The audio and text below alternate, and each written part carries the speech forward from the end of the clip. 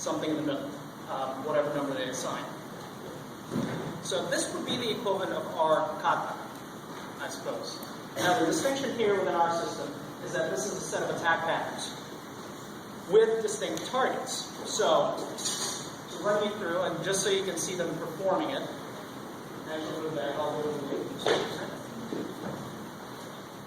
these are the 13 strikes, and they're not a structure that's mirrored.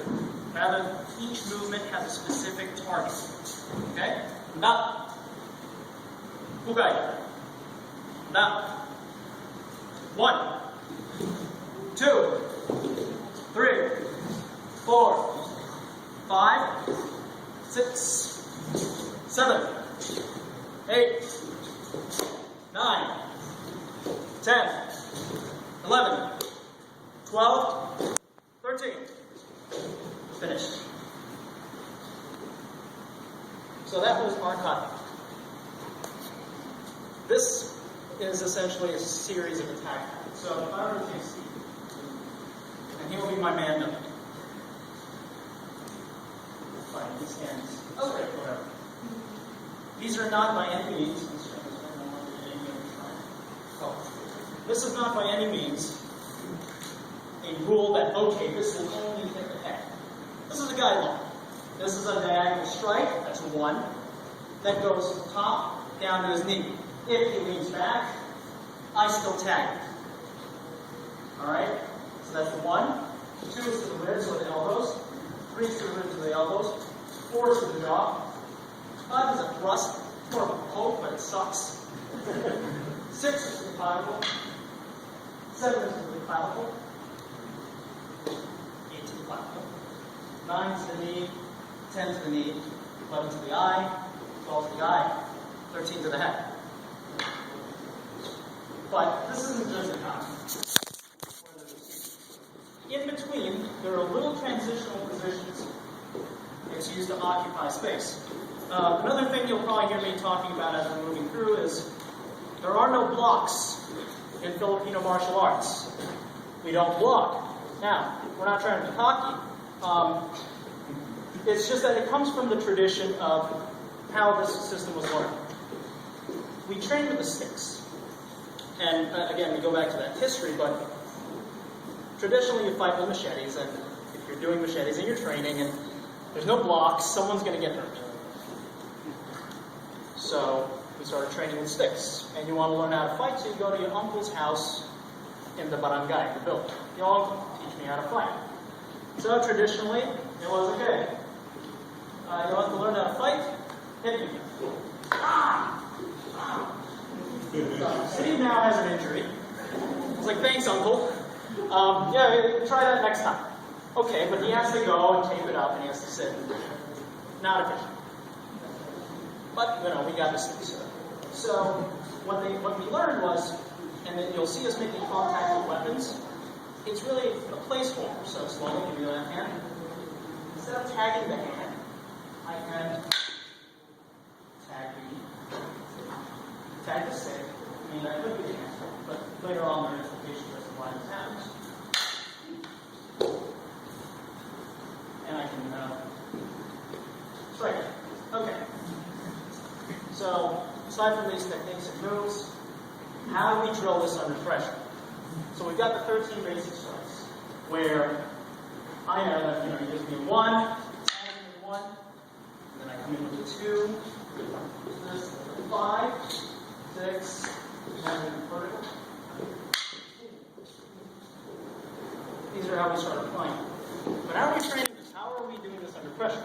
Traditionally, you would go to your uncle, and then he would knock you around, like I showed. But in our system, we have something called Bigaitama, which is translated to give strike. See that?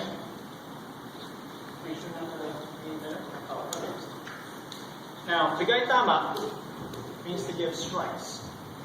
What's happening here is, under pressure, you have to learn how to respond to certain attacks. Makes sense, right? And this is in early on that we do this. So, here. Yeah, Steve feeds.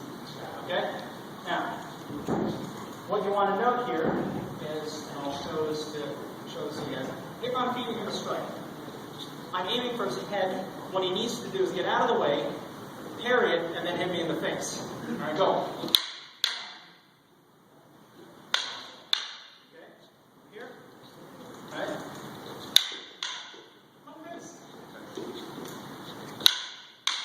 Okay. I'm leaning back and giving him contact. Something you can hit. A box, it's a focus pin. Rather than hitting me in the face, because when bad things happen, things will work on Monday. Alright? Okay, so run through the drill. Beginning.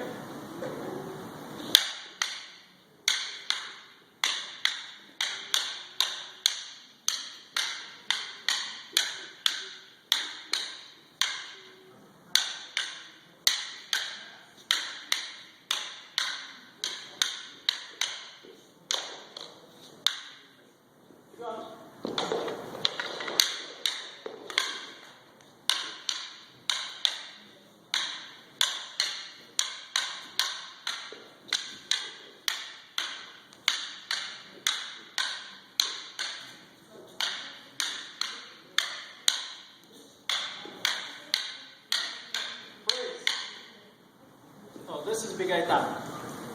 What you see now is just single stick against single stick. We're not all created equal, and some of us carry two weapons.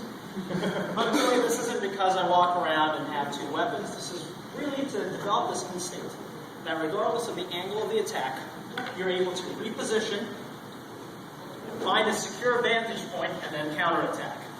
If you happen to tag his hand, great on that first parry. So normally, you've been seeing him striking the stick. He's striking the stick, he strikes the stick. But really, hand, this go to the hand, if it's there. If not, you just swatted his weapon out of the way, his arm's hyperextended, you've got a split second to tag him in the face. Okay? So, two weapons. Now this adds a little more variety to it. Later on we transition to espada y daga, bastón y daga, where he becomes more familiar with mixed weapons. Okay? So, and he doesn't know where my strikes are coming from. There's only certain angles that you can hit from. Regardless if it's a stick, it's a knife, if it's a buffalo dragon ear, dog, whatever it might be. All that matters is he knows that my right-handed weapon or my left-handed weapon or that buffalo dragon ear is going to come from this angle. He's got to get away from it and strike it. Watch the strike. Okay, so.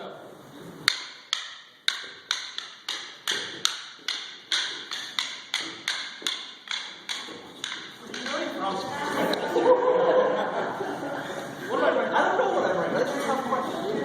So, he's got to move out of the way. Now, what this drill emphasizes is reposition. So if I were to slow this down, he wants to be in a position where I can't run him down like that. He can't move back. If he moves back, through this drill, I feel that ball is going to come in like a freight train. Wrecking ball. Enough? Alright. So these positions, right? I'm going to tap your knee. Alright? Run.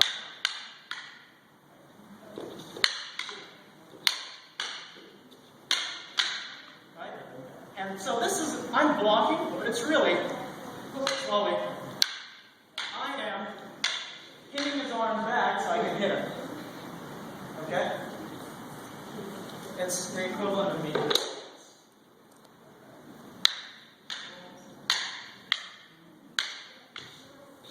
This. Those two weapons. Now where does the blade come in? Well, as Richard, I'm walking you through the progression of the weapon systems from beginner to the end, and when the blades start coming out. So, espada y daga, or bastón y daga. What matters here is he has to gauge the distance. He's at a disadvantage. Life's not fair, and in the Philippines, people carry knives, so it's not fair. he has to keep in mind that he has to maximize the range of his weapon, which is the stick, while being wary of the fact that I have a knife, and I have full intent of thrusting it. Don't worry, it's aluminum. But this is how we keep it real. So,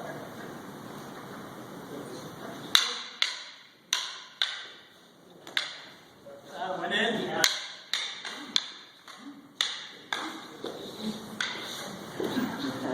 Okay. No, sorry.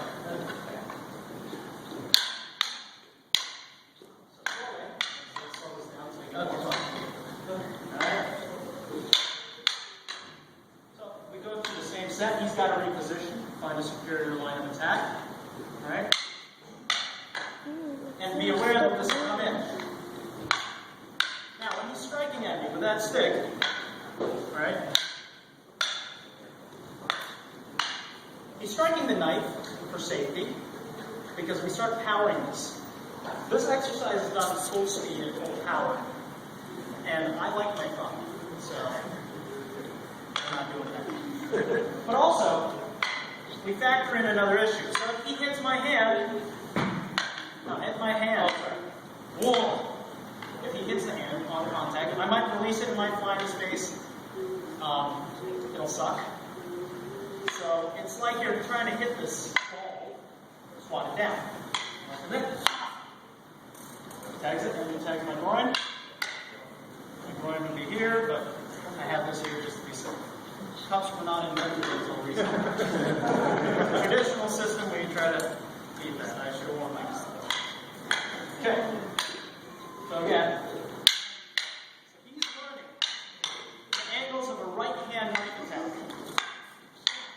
Right? Up here. See? Well, that's learned as we cool. While I am learning as a theater, I'm having a little fun here. I'm stopping this party. Boom, boom.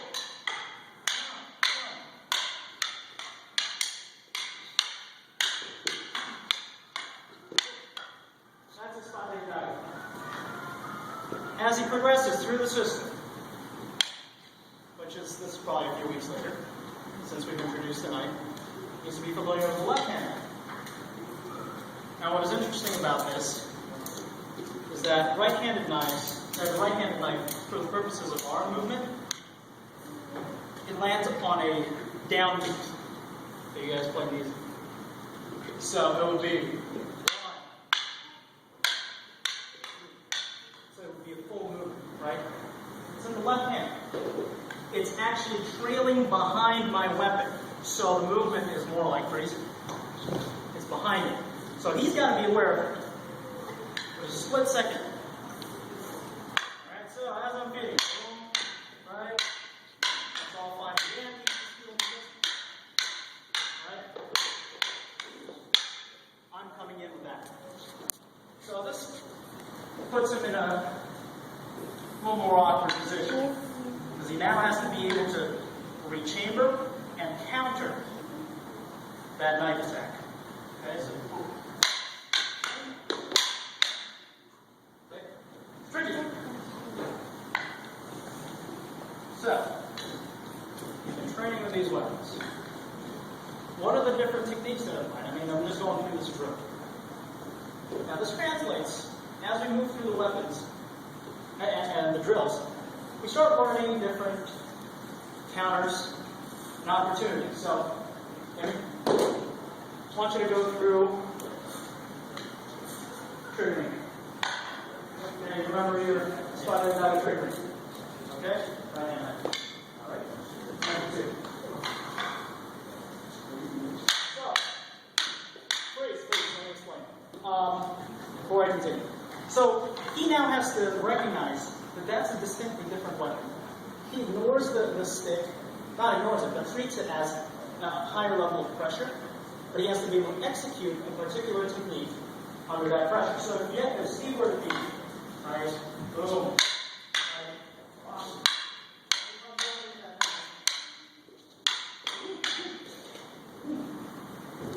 I would then have to take control and see that knife as an opportunity to occupy the space and run through.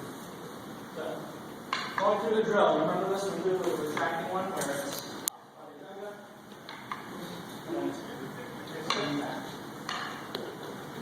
try.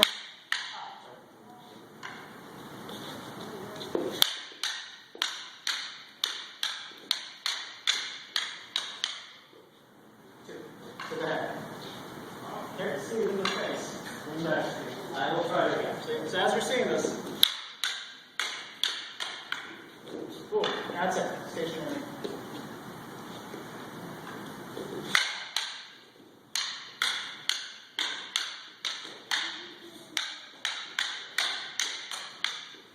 That's it. And Steve leans back because he knows that that's a good idea. His head would be in the strike zone. So as he feeds that to me, strike it blind, and I go, oh, he has to lean back. Because as I'm fighting, I'm aware,